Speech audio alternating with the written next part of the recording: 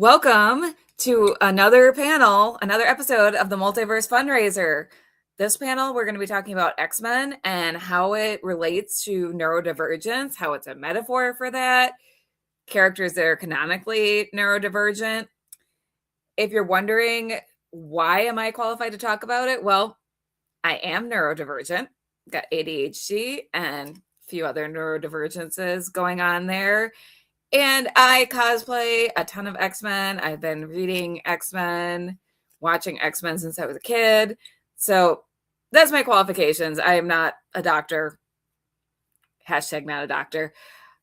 But I also want to talk about, before we start this panel, there's a lot of language that is contentious in various communities. So just wanted to explain why we're going to use the language we're going to use for this panel.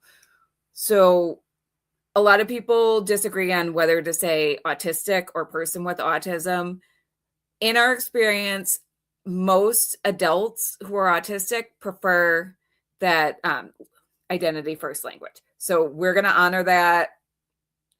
If you are autistic and you prefer that person first language, we respect that. That's your choice. If you are a person who isn't autistic and you have an opinion, unfortunately, your opinion does not have as much weight. You don't get to tell people how to identify. So another thing, disabled is not a bad word. So when we talk about disabilities, when we call someone disabled, it's not a bad word. We're not using it to insult anyone. Disability is just something that happens to people. It's something that some people are, and it's something that is important to talk about and has been a taboo for so long. But X-Men is all about marginalized groups and how they survive, how they deal with being marginalized. So I think it's important that we talk about it. So when we say disabled, we're not going to pussyfoot around. We're just going to say disabled. So if this language offends you all, I do apologize. We're also not going to use any slurs here, but disabled is not a slur. Autistic is not a slur. And so let's bring in my other panelists. So I have my partner in crime, my platonic soulmate, Crayle Vanest, my Phoenix sister. Let me add her to the stage. Welcome, Crayle. Hi. I am so sorry about the glare behind me. I don't have my personal podcast spot set back up yet. We moved recently, so you just flew too close to the sun. I mean, you are Dark Phoenix, so just don't eat that sun, okay? I was just gonna say that's kind of my thing, snacking on them. I eat suns for breakfast. Yes. And then let's bring out Ryan Permison, who is another partner in crime that we have collaborated with for years, and we adore Ryan. And welcome, Ryan. Thank you for having me. It's good to be here. Good to be back with the Phoenix sisters. My goodness gracious, it's a family reunion, and yeah, I'm just wearing a geeky shirt that's got some little bit of X-Men swag on it, so I'm not nearly as qualified as these two fine individuals are, but I'm trying my best here. I don't eat Suns for breakfast. I more so just eat protein-filled waffles covered in what do you call it? 100% pure maple syrup and wash it down with ice cold milk. So that's part of a complete breakfast, kids. Hashtag not a sponsor of this broadcast. Yeah. Yes, because t-shirt qualification is the metric we use. I guess. Yeah. This is one that's got like a whole bunch of geeky symbols on it. So including that's awesome, by the way. So we love it. It helps out everybody. Gotta catch them all. Gotta catch that's all right. The geeky interests. Very true. And Ryan is asking, what are the new members' pronouns? Which is a great question. We do try to respect people's pronouns here. So Crayle and I are both she, her. Ryan, what is your preferred pronoun? Oh, he, his, that kind of thing. Perfect. Mm-hmm. Thank you, Ryan, for asking that. No problem. We always try to leave a space for people to put their pronouns if they want to. And Hollis Thompson thanked us for clarifying the terms. I know that guy. Yeah, we love Hollis. I know. And again, I do want to specify if someone who has that diagnosis identifies differently. We respect that. These are just the terms that the majority of the autistic community prefers. And so that's why we're going to use these terms. And so we don't mean any disrespect to people in that community. If you're outside the community, though, and you disagree with the terms we're using, unfortunately, don't add us.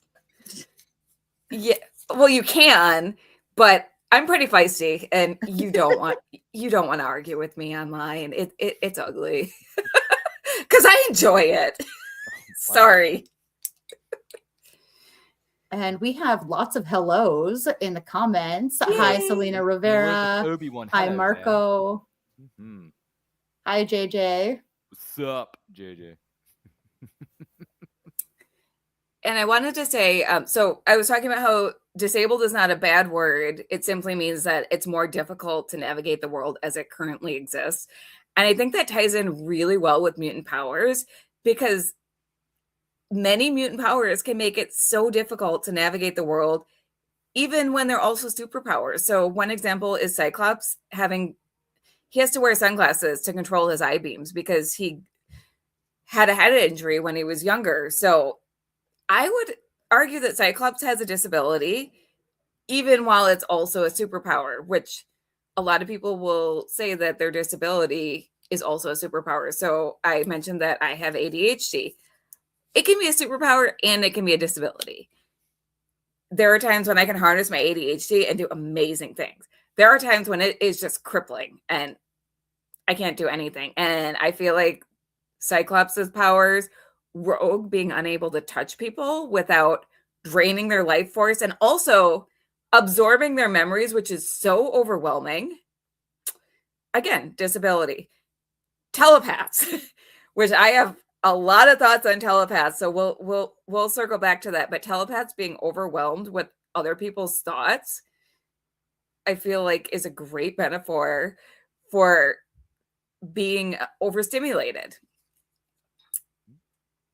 And, I with Rogue and not being able to touch people, the distance and oh no, bad things will happen because of touch sometimes reminds me I have really, really, really intense sensory experiences sometimes. Like sometimes when I touch a leather couch, it feels like it's burning my skin.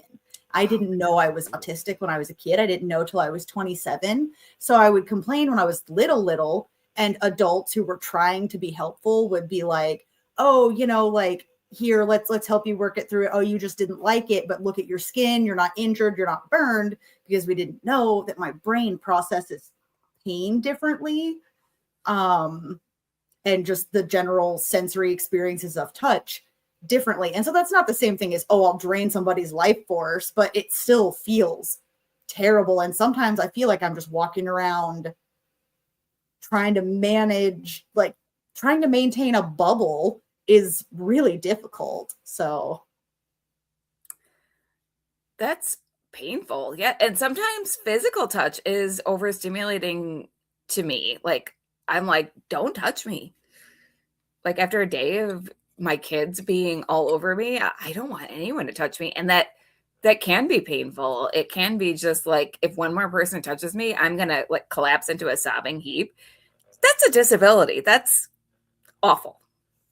Yeah, it does not feel good to be really touched out and overwhelmed that way. And then your spouse comes home and wants to kiss you hello after a 12-hour shift. And you're like, I'm going to throw up or cry because my spouse tried to kiss me hello. That doesn't feel good for him either. Like, no. I think that's why Rogue resonates with so many people, though, because a lot of people have some sort of issues with that. I think a lot more people are neurodivergent than they realize, because what people don't realize is PTSD is also neurodivergence. And it can mimic a lot of similar symptoms that we see in autism and ADHD, which makes those two so hard to diagnose if you've had trauma. Yeah, Ryan? I'm worried that we talked over you or I was didn't going to give you say, room I'm to sorry. talk. Let's let Ryan No, talk. I'm What are I'm your just thoughts, Ryan? I'm just listening. I'm just I'm absorbing this like a sponge because a moment ago we were asking what are your qualifications. Well, all I can say is I attended Juilliard. I'm a graduate of the Harvard Business School. I traveled quite extensively. I lived through the Black Plague. I had a pretty good time during that. After seeing The Exorcist at 167 times. Anyway, so there's a Michael Keatonism right there. No, uh, no, this is a really good conversation. Yeah, for me being autistic myself, one of the things I'm sensitive to is very, very bright lights. So if the lights are too bright, that'll be like, kind of like what Dark Phoenix was saying over here, like getting burned by the sun. Although I don't eat suns for breakfast. I just want to make that perfectly clear. That But we know yeah, of. that we know of. Yeah, I'm gonna put that in my studio notes for next time. Thank you. But no, the bright lights can be a lot for me. I don't really. I'll be honest with you. I haven't been to a concert in years because concerts, especially now, it's so loud, it's so over stimulating, There's as one so might say, much. that I can't. I just can't attend concerts anymore. As much as I may want to, like depending on who the band is, what the set list is. For those of you who follow this kind of stuff, if I hear, some of my favorite bands are playing down the road from me, I'm like, oh, I want to go, but I know I'm going to walk out 2 minutes after being there because I just can't. It's too bloody loud, mate. It's too loud. So for me, I'm And the just lights? well, the Oh, the lights lights. are like migraine. Sometimes the stage lights, yeah. If you're Mhm. looking at the set piece, yeah, the stage lights could be a bit of a pain, as one might say. But yeah, no, I'm just used to sitting at home and going on a friendly neighborhood YouTube hashtag not sponsor and just listening to music that way because that way you can control the volume control on your laptop or your mobile device. Am I right, fellas? So I'm I used to doing even that. I mean, I heck, I even was listening sometimes to get a little over thing called X-Men themes to get hyped up for this panel that we're filming right now. Isn't that amazing, kids? We can do that. Go to YouTube, watch your favorite intros to television series because it was an easier and simpler time when we were watching those shows. Don't you see what I'm saying? there are times when I can't go to the movie theater Yeah. because that will give me a migraine or Oh yeah. just and I hate that because I love going to the movies. Yeah. But 3D movies almost certainly right out. Mm-hmm. Yeah, It's I feel you terrible. on the concert thing. I had to hang out in the lobby and wait on Yep. my family when I saw Weird Al Oh no way. indoors. I have discovered that in really big venues, sometimes I can do a balcony seat way back, the seats that nobody else wants anyway. And sometimes I can do outdoor venues, especially because I live on the farthest edge of the Eastern time zone. So it doesn't get dark till like 9 p.m. So when the lights are going off, it's not that harsh contrast in my eyeballs. But I've had to leave so many events halfway through. I just won't buy indoor concert tickets anymore, probably, unless it's a really big venue where I can sit really far away. When we wrap this part up, though, Hollis has a really good question that I'm going to put on screen in a minute. I just don't want to Sure. cut off any further thoughts we have on the whole sensory profile being compared to Rogue and some other X-Men who have trouble with touch and sensory input. Mm-hmm. Let's go with Hollis's question. Okay, so it's a two-parter. I'm going to read it out loud. Oh boy. Hollis asks, does the fact that you get PTSD instead of being born with it not impact how it's classified? So, being neurodivergent is a huge umbrella term that affects things that occur with the way our brains process information. I'm not a neuropsychologist or anything. This is just from me going on a few deep dives. So you can be born neurodivergent, as in having diverged from what certain sets of the norm are, or you can become neurodivergent because things happen in our brains, which is another one of those reasons Kelly was mentioning. A lot more people are neurodivergent than know or would classify themselves that way, because that can happen to you at any point in your life. And so if you're not neurodivergent and you're out there listening, first of all, cool, awesome, we're glad you're interested, but also this could become relevant to you someday, even if it's not. It's the same thing as being understanding to people who are disabled, even if you're not disabled, because arthritis can be a disability. Over 50% of Americans get arthritis at some point in their life before they leave this realm, this world, So you might be thinking, oh, it's not a big deal that some containers are hard to open. Well, when you're 60, I hope it's still not a big deal for you, but it probably will be. So conversations about accommodations, about having different sets of needs, it could become relevant to you someday, and you would never know sitting where you are right now.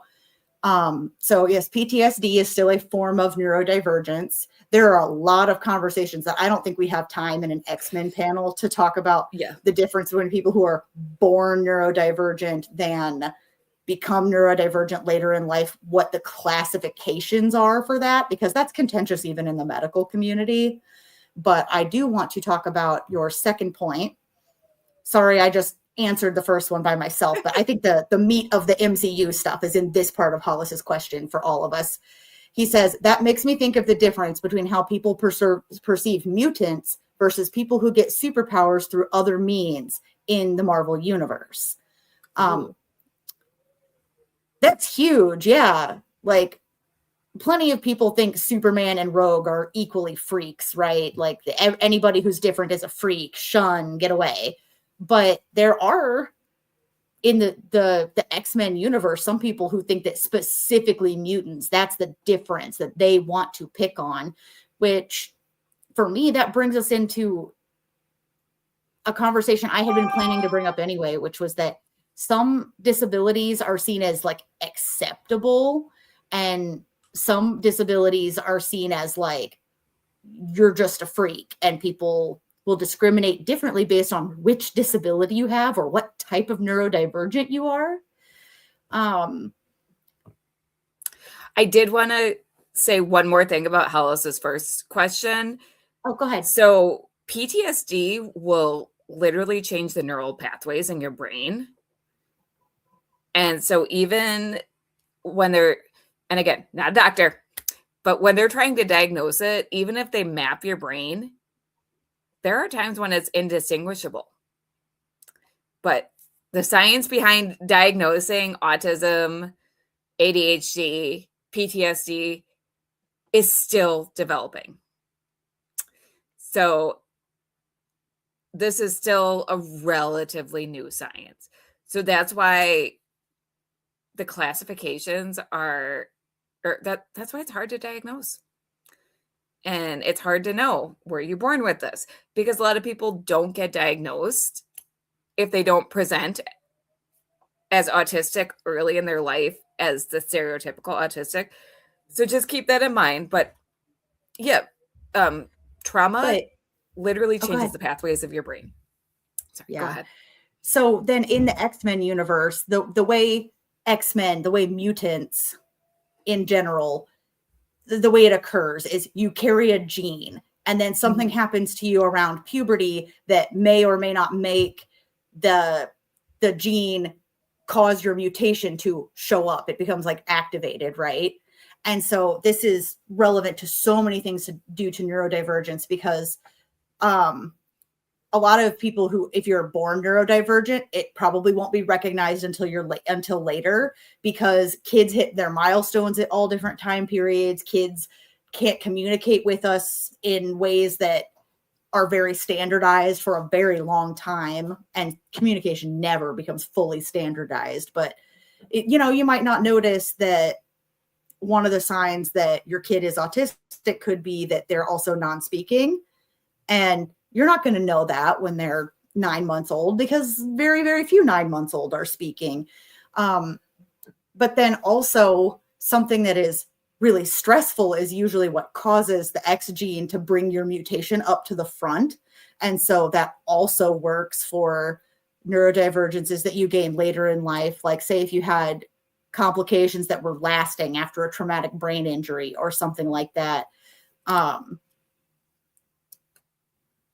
It's like there was a genetic predisposition in some of these things, and things happen in life that make the disability become visible. And there are so many layers of what is or isn't visible, what's diagnosable, what's socially acceptable.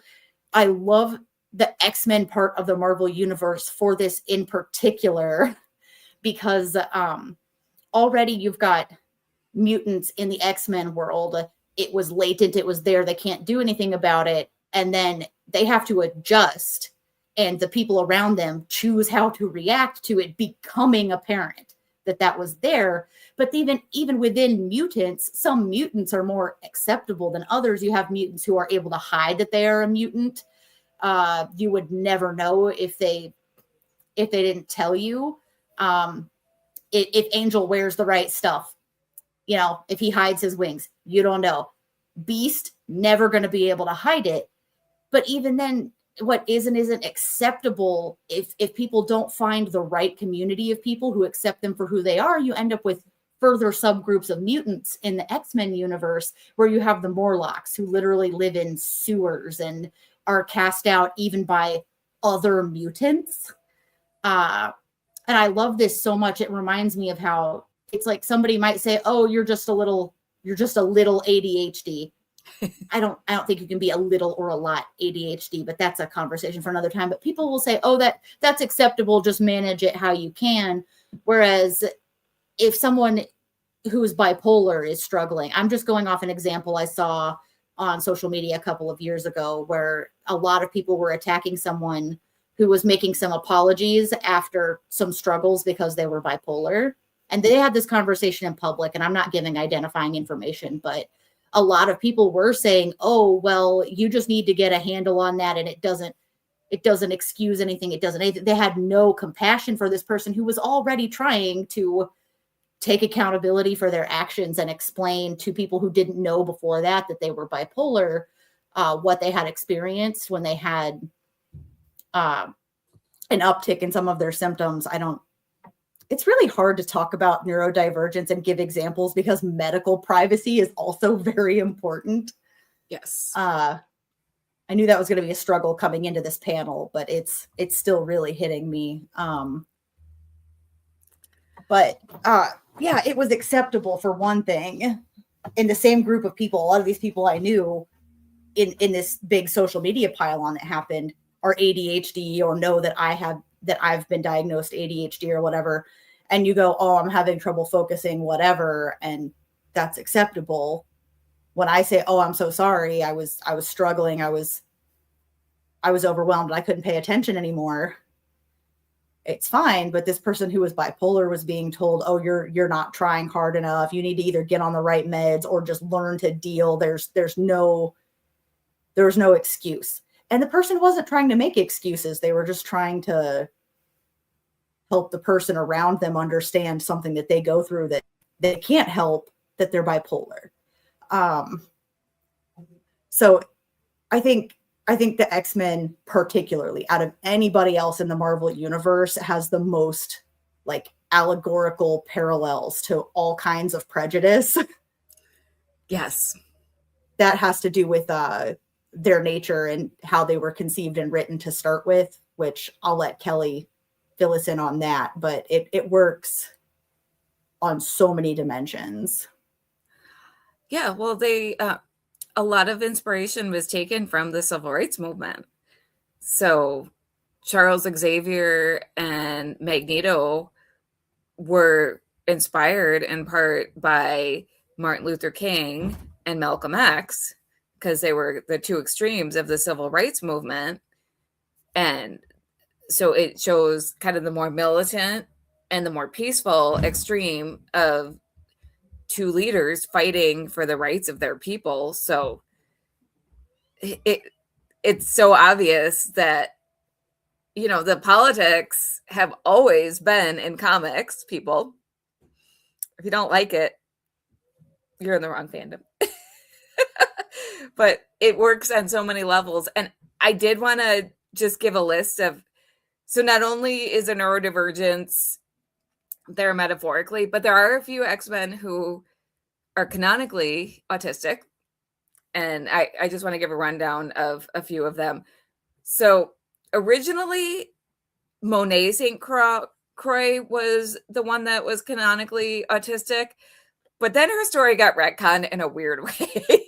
So she has little sister. So she's a telepath, but she also has little sisters who are telepaths, and they have this weird power to merge and become other people. So they merged and posed as her for years. So Claudette St. Croix, her little sister, is autistic. So Monet would go into, or so she would sometimes be autistic because that would be when Claudette's persona was more emergent.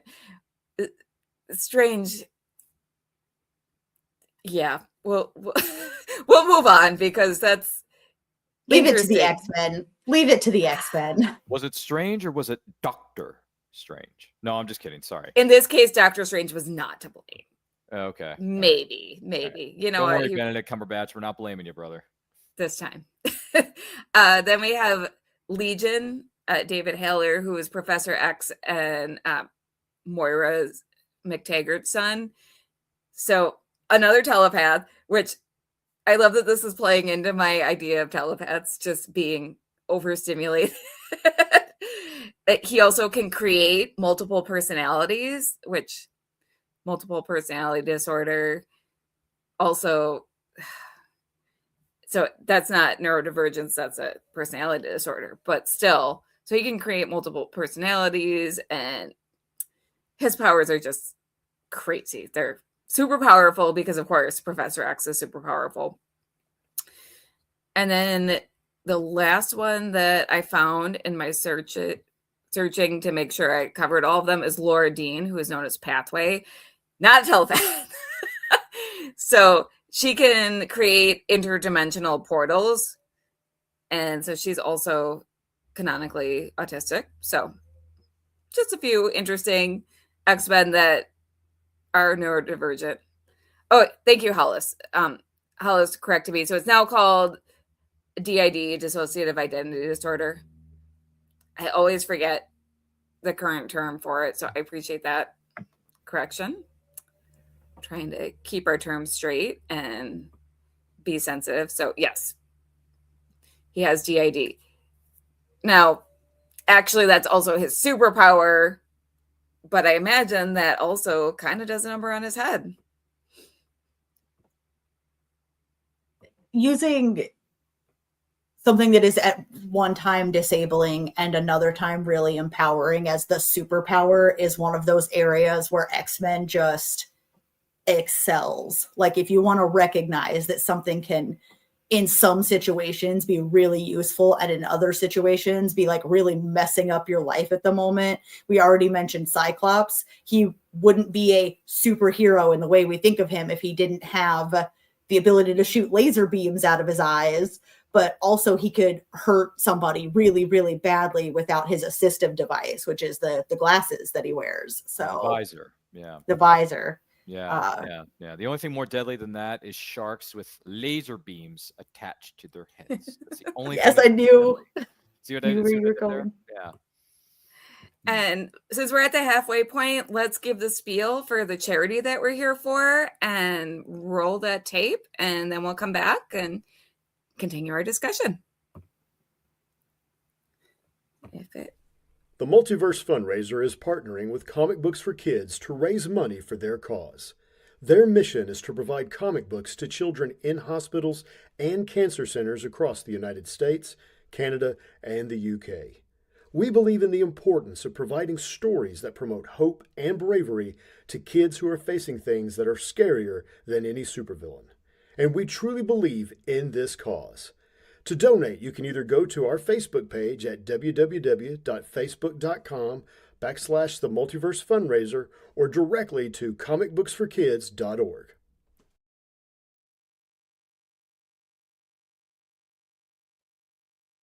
Kelly, you're muted. I hate to tell you this, Evie, but you're still muted. We're currently at $860 raised, so that's more than halfway to our goal.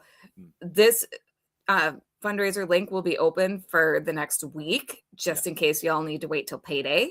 Mm-hmm. But definitely donate.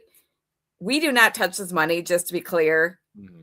It goes through, the Facebook link goes through Facebook, but goes directly to the cause after that. Or you can go directly to the multiverse, or not the multiverse fundraiser. You can go directly to the Comic Books for Kids website and donate there. Mm-hmm. Helps out kids in need. And I'm laughing at this comment. Why is that? Come on, nerds, try going outside with real people. You know what? My house is super comfy, and I love my friends who live inside my computer. And this is the guy who's roasting us in the comments. So, like, while we're actually having a fun discussion, so who's the real loser here? I'm sorry. I didn't know I wasn't a real person because I was indoors.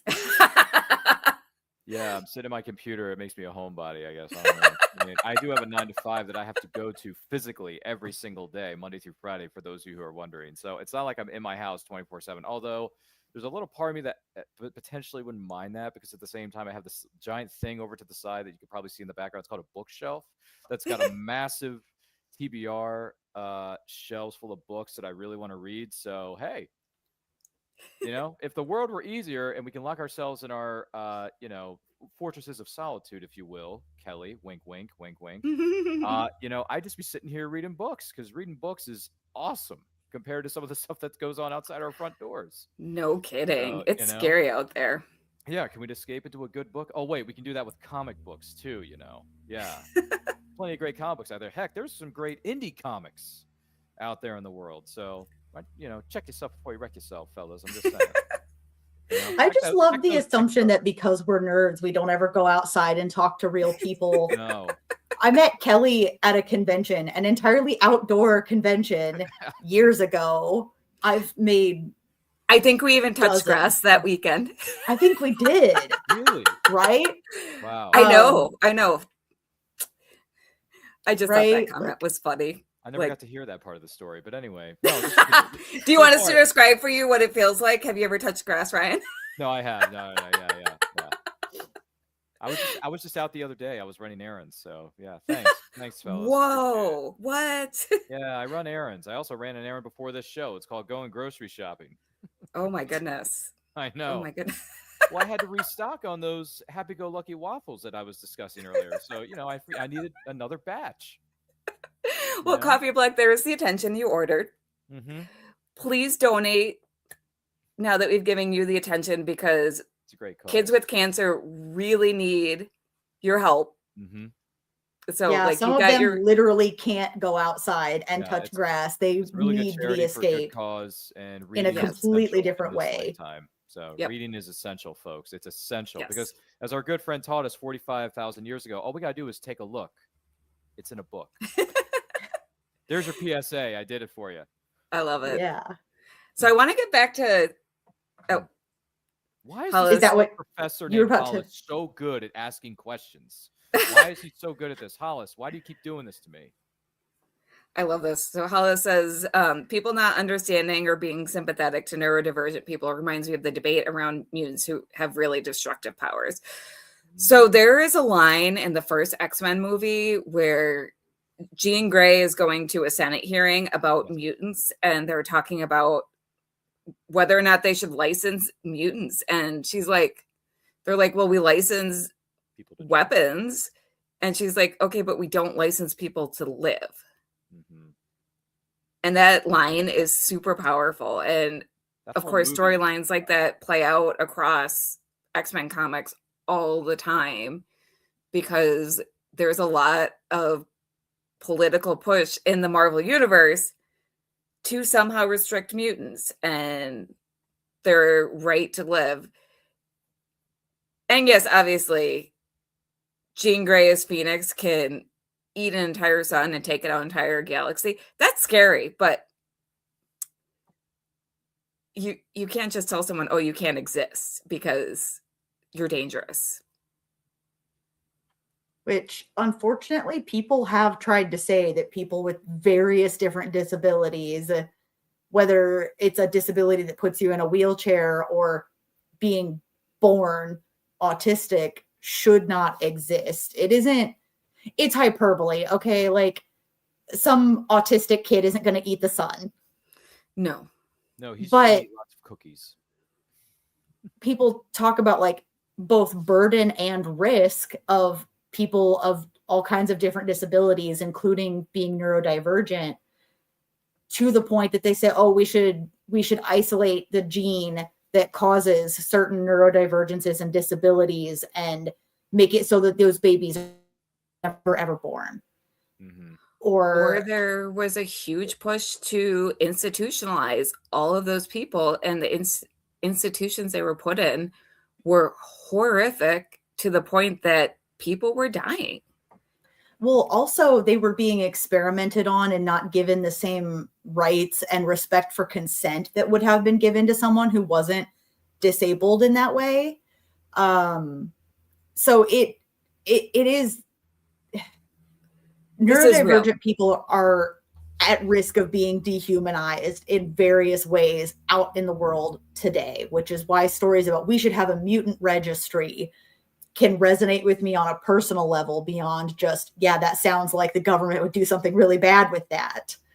And the government for a long time was sterilizing autistic people and mentally disabled people and physically disabled people. That was a thing that happened in last century, not even that long ago, like few decades ago. So this is in our recent history in this country of the USA, in case I'm not being clear. Yeah. So again, I keep the old saying. It goes back to that old saying: those who do not learn from history are doomed to repeat it.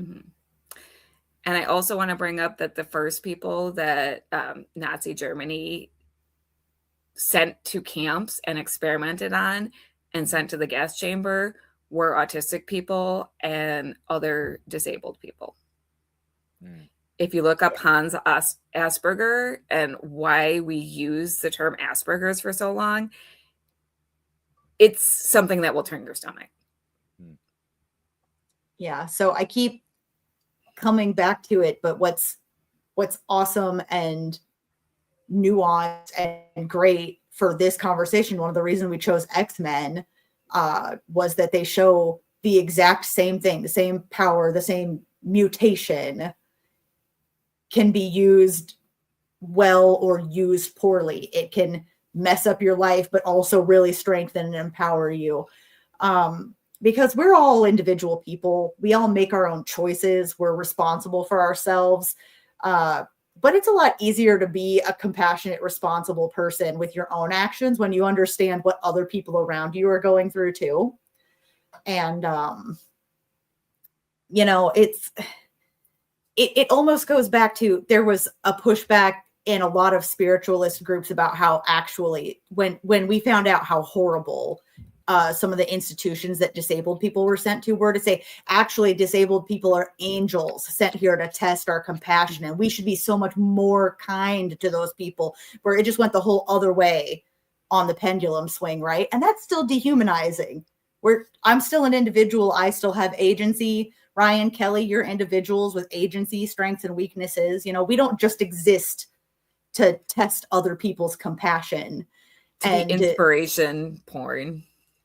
Yeah. I should not say that word. I hope we don't get bots though. Yeah. But yeah, the X-Men show that it can be both. You have to make the best choices you can.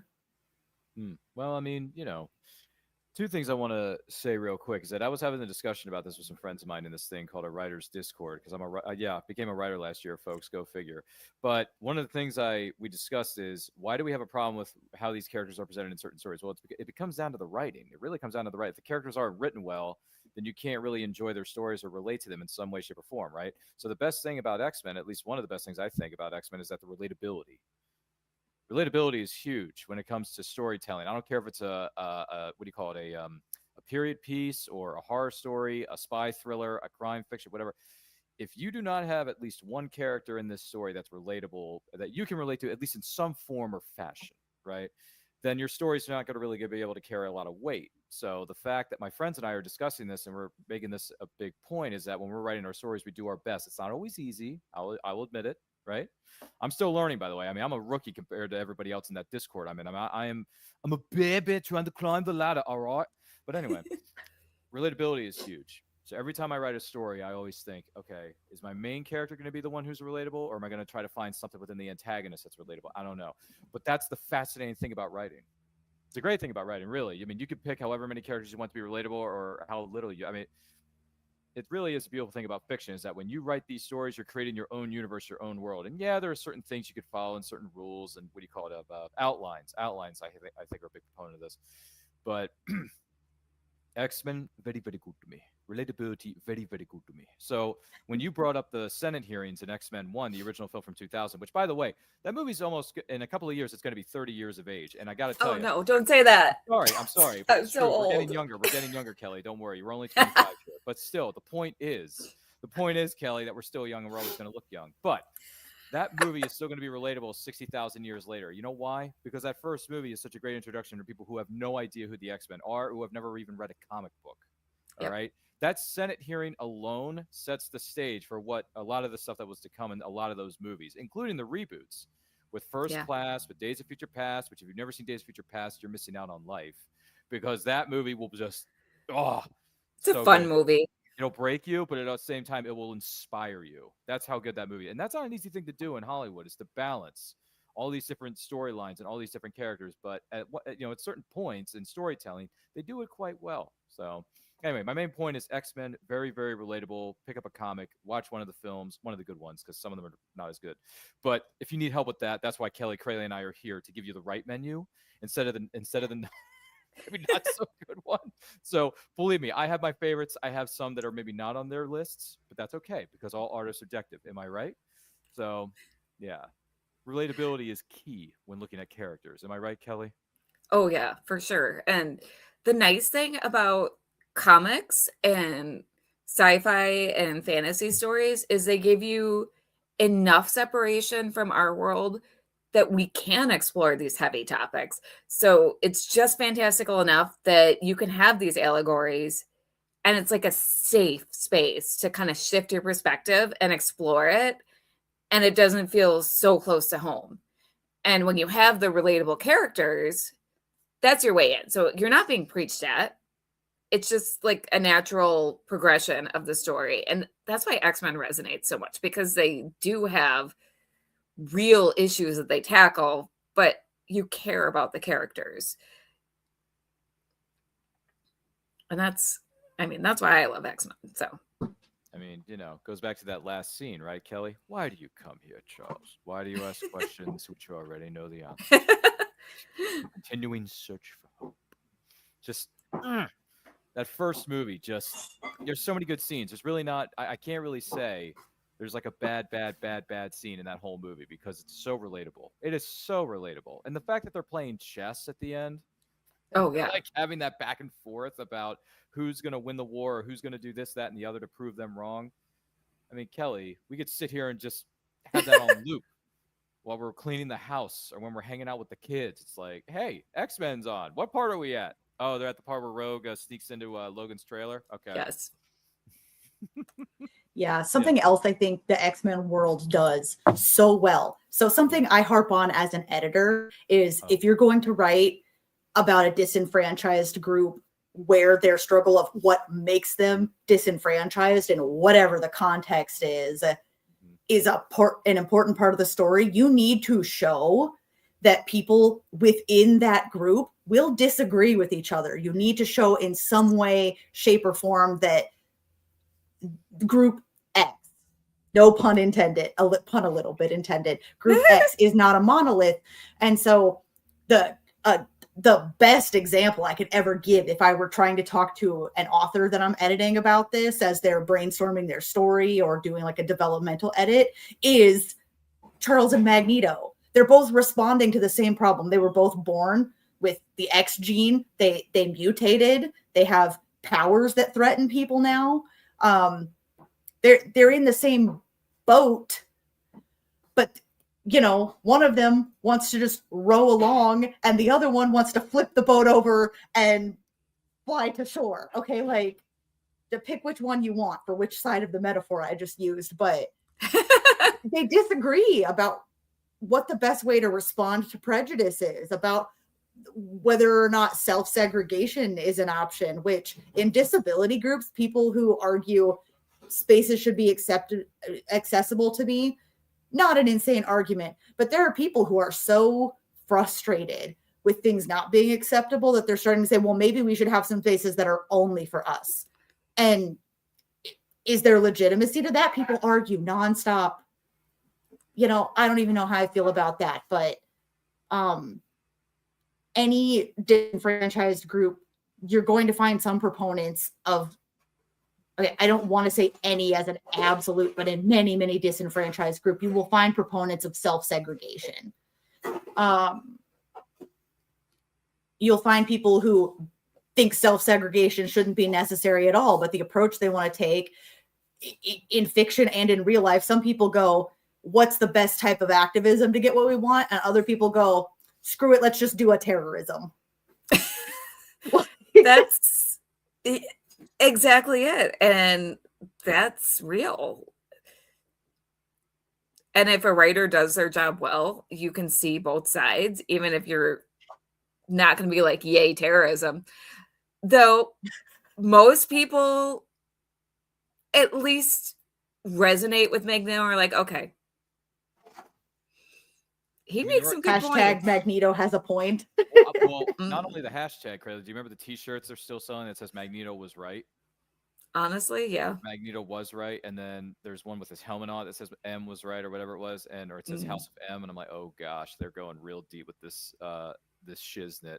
By the way, this is the good thing about having sticky notes nearby your desk, so you can write down the important stuff that Crayle's been telling me. So if I send her my stories to be edited, she'll be like, okay, did Ryan do this right or did he do it wrong? I wrote it down, gosh darn it.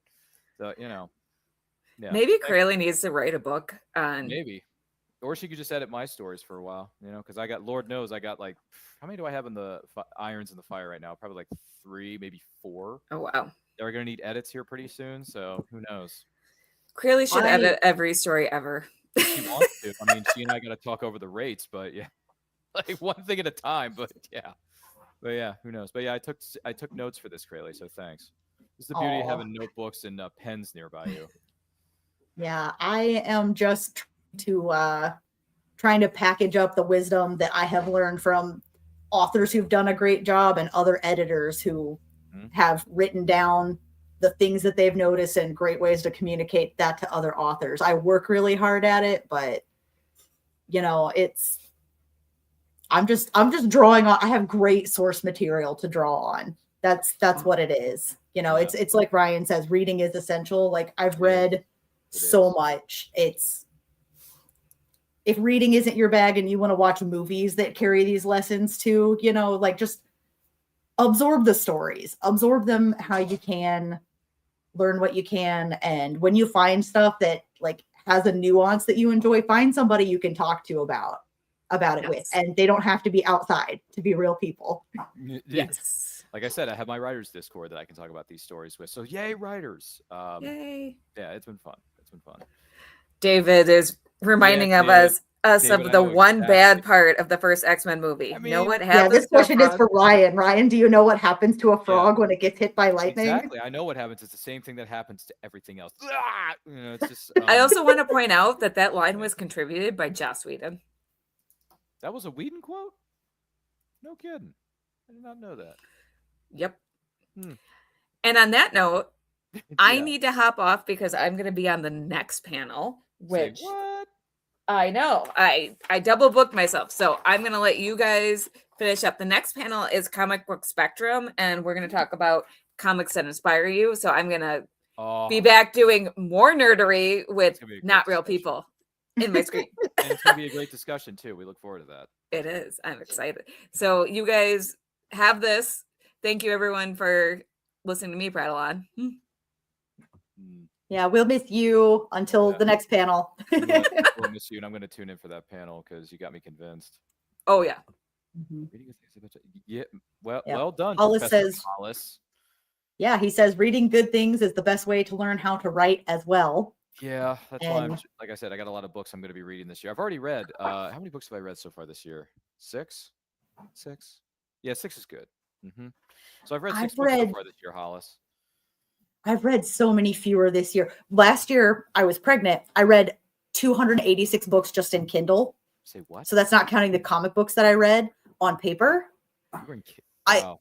I was sick, so I was spending a lot of time in bed. So now I'm looking at this year going, I've only read 20-some books, or not this year, but 2025. I was looking at it halfway through the year going, I've only read 20-some books. That's so low. That's 10%. And then I remember that, I was on bed rest off and on for all of 2024. So Yeah. That's That's a lot of books, though. I got to be honest. That's got to be some kind of record.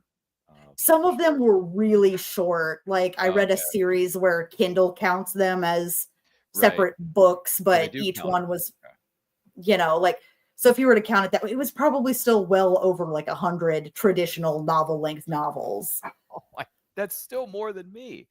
So you're kicking tail and taking names. You're beating my records here. I will probably never beat that again in my life. You never know. You never know. I mean, originally when I was doing inventory back here in our studio, I was looking at my list and I was like, man, I got like 129. I got to cut this down a little bit. So I got rid of a few books that I just didn't see myself reading potentially, and I donated them. Didn't throw them in the trash, by the way. Always donate. And then I cut it down to like 120. So now I've like read 6 of those so far, and I'm like, yay! I'm finally I'm making progress, because one of my goals, not New Year's, because New Year's resolutions don't exist anymore, but goals for this year, Crayle, goals is to read as much as I can and absorb it like a sponge, so I can get all these things in my head, so that when I'm writing my own stuff, it's like, okay, this is how you pace, this is how you characterize. And plus, I got writing resources right over here on my other shelf. So thank you to everybody who suggested these books, because I appreciate all of you. By the way, Charles of Millhouse suggested the writing resource books, like the Dialogue Thesaurus, the Well-Spoken Thesaurus, Pulpier Writing Tips, how to write pulp fiction. Yeah, it's good stuff. I'm looking forward to use them as we go along. Sorry, didn't mean to go off on a tangent and talk about something called literature there, Hollis. But I mean, X-Men is kind of, it is storytelling, so it is kind of relevant. I mean, I have a novelization of the Dark Phoenix Oh. crisis in my to be read pile. So, it's still literature. Okay. I think for my birthday, I'm thinking about getting one of those, what do you call them? The Kindles? I think I'm going to get myself a Kindle paperweight. Mm-hmm. But that'll be nice. So then I won't have to Yeah. take up as much space in my living space anymore. Yeah. Well, we talked about X-Men and relatability. Ryan, which X-Men do you relate to most? You mean which character individually? Sure. X-Man. I meant whatever. No, I was going to say, no, it's a great question. It's a very challenging question, but it is a great question. I would say it's a combination of a couple of characters. I'm sorry. I'm going to use a cheat code in this game. Cyclops, because I have to wear these. Otherwise, without these, I'm blind as a proverbial bat. I'm sorry to say, but I don't shoot laser beams out of my eyes. I just can't see very well. So Cyclops I can relate to. Professor Xavier I relate to a lot, because I want what's best for everybody, and I'm trying to help, and I try to help others as much as I can, even though I'm not by the way, I'm not a licensed therapist, neuropsychologist. I don't work in the medical field. I do not do any of those things. I'm just someone who mom and dad raised me to be loving and caring of other individuals. So that's where I got that from my parents. God love both of you, and God rest their souls. But Xavier, because I want to help others, and then I kind of relate to the Incredible Hulk in a way, because there's definitely some times where I just want to unleash the fury, Crayle, but I can't, because if I do, I'm gonna get in very serious trouble, and I don't want to get in trouble. So I do want to unleash the Hulk, but I kind of rein that in a little bit. So kind of a Hulk. I mean, I know he's not an X-Men character, but he is a Marvel character, so it's somewhat canon. But as far as X-Men go, I think those are the two I probably relate to the most. Yeah, thank you, Hollis. Appreciate it. Yeah. And the funny thing is, Hollis, I still do not own an Incredible Hulk t-shirt. Okay, I have an X-Men t-shirt, but I don't have an Incredible Hulk t-shirt. Which, Crayle, one of these days I got to sit down at tpublic.com #not sponsor and remedy that. Okay, because I need an Incredible Hulk shirt to keep up my Marvel cred. And yes, comics are a form of literature, very much so. I'm trying to think of other X-Men I relate to. Maybe Morph, because Morph likes to make people laugh, right, Crayle? Doesn't Morph like to make people laugh when he changes into other or other people? So I would say a little bit of Morph. So those are the characters I relate to the most. Do you have 1, 2, maybe even 30 that you relate to? I relate to so many, but the two that I'm constantly bouncing back and forth between, which is funny because they're rivals with each other, are Jean Grey and Emma Frost. Oh gosh. I feel like they symbolize my internal struggle of we're dealing with the same thing, and there are two possible responses to this. Okay. And what's funny is I think sometimes before the Phoenix incident that Jean Grey is kind of bland. I think it's because she's constantly trying to serve other people. like she's a well-written character. I don't mean she's written bland. I think if you knew her in real life when she's not wearing her X suit, she's a teacher. She's teaching kids of different ages. She's, helping Professor X with the psychic powers, whatever, and holding everything in all the time. And then and she had like childhood trauma and stuff. Then there's another telepath, Emma Frost, also had childhood trauma, also very, very powerful, who reaches a point in young adulthood where she says, no, I'm going to take up all the space. I'm going to corporate takeover, own the fact that I've been rich and I've been poor and whatever, and I'm going to make all my own rules, which is how even when she's not a villain anymore, she's an anti-hero. She's living by her own code. Whereas I feel like Jean Grey, she's so powerful and spending so much time being concerned about whether or not she's serving others that she represses a lot of herself until something happens, the Phoenix incident, where she just can't anymore. Her power and the choices she makes, the great responsibility coming with the great power after the Phoenix incident, finally starts bringing more of her personality to the surface if you were to know her in real life and not be able to see what's going on in her head as a reader of a comic book. Yeah. I just forgot to add Logan in there because he deals with isolation, being isolated, because he feels alone a lot, because every time he falls in love with somebody, they either get killed off or they just leave him or something like that, or whatever. They get lost to time. I don't know. But I feel the isolation that Logan feels / Wolverine feels. So I get that. So that's another character I could say I relate to. And Hollis, once again, your observations are just keen, brother, because you're saying that's the most interesting reading of Jean Grey and Emma Frost I've ever heard. So I can get with that. That's interesting. Yeah. Well, they're this is why both we pay Hollis the big bucks to comment all these wonderful thoughts. Yeah, they're both really compassionate people, but Emma Frost is very into tough love. Emma Frost is very into, if I take care of myself first, I can't pour out of an empty cup. Emma Frost is angry and she lets her anger drive, I think, more often than Jean does. Until the Phoenix incident. At the Phoenix incident, I actually feel like Jean kind of merges some of the best and the worst of both pre-Phoenix Jean and Emma Frost. Tries to, the Dark Phoenix happens, right? She's corrupted by all the power and stuff. And then the stories just diverge like crazy, including like time travel and alternate Jean Greys that the Phoenix Force is trying to take over this alternate Jean Grey. But there's this other Jean Grey that doesn't want it. And the Phoenix Force is like, yeah, I don't want you if you don't want me. Fascinating in the Jean Grey comics. Like, I relate to the internal struggle. I relate to the struggle of deciding if it's best to serve others by playing by their rules, or if the most compassionate thing you can do is to just follow your own gut.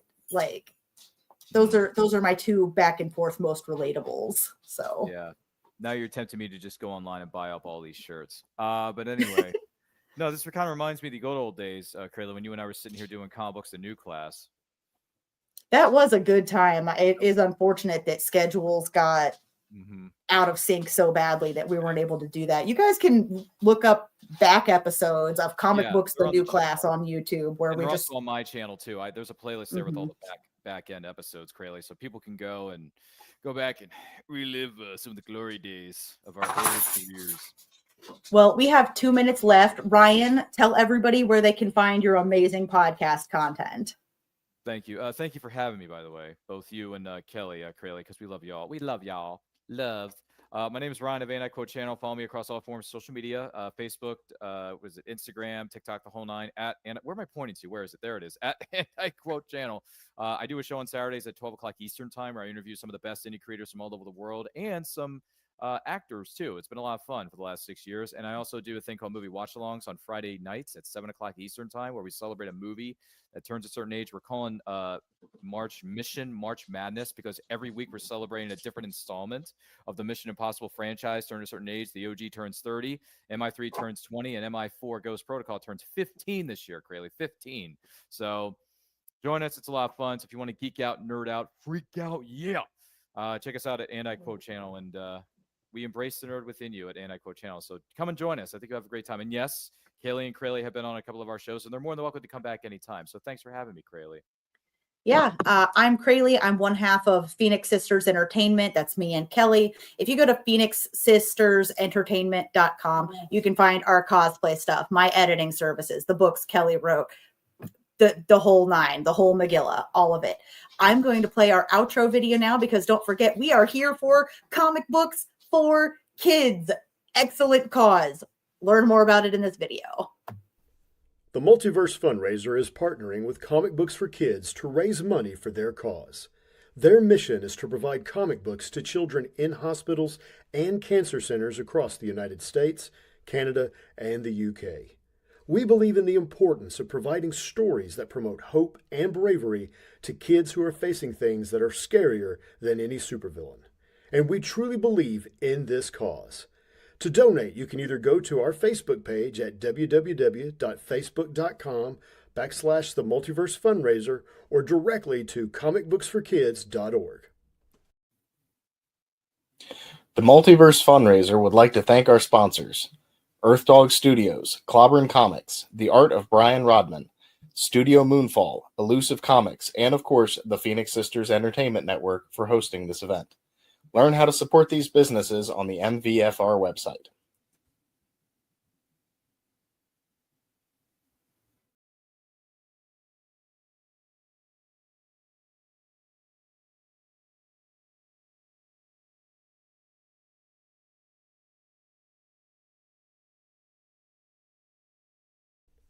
The Multiverse Fundraiser is partnering with Comic Books for Kids to raise money for their cause.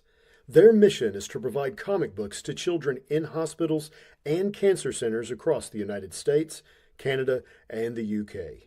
We believe in the importance of providing stories that promote hope and bravery to kids who are facing things that are scarier than any supervillain.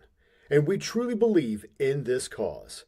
To donate, you can either go to our Facebook page at www.facebook.com/The Multiverse Fundraiser or directly to comicbooksforkids.org. The Multiverse Fundraiser would like to thank our sponsors: Earth Dog Studios, Clobberin Comics, The Art of Brian Rodman, Studio Moonfall, Elusive Comics, and of course, the Phoenix Sisters Entertainment Network for hosting this event. Learn how to support these businesses on the MVFR website.